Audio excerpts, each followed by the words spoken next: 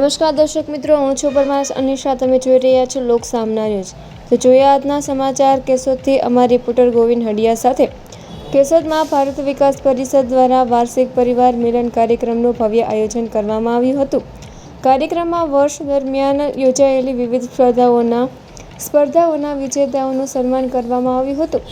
સ્વસ્થ, સમર્થ અને સંસ્કારિત ભારતના ધ્યેય સાથે કાર્યરત ભારત વિકાસ પરિષદની કેશોદ શાખા દ્વારા સેવા, સંસ્કાર અને સામાજિક જાગૃતિના અનેક કાર્યો કરવામાં આવી રહ્યા છે.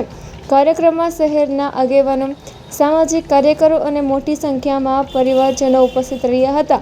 આ પ્રસંગે દિવંગત સેવાભાવી અગ્રણીઓને શ્રદ્ધાંજલિ અર્પણ કરવામાં આવી હતી.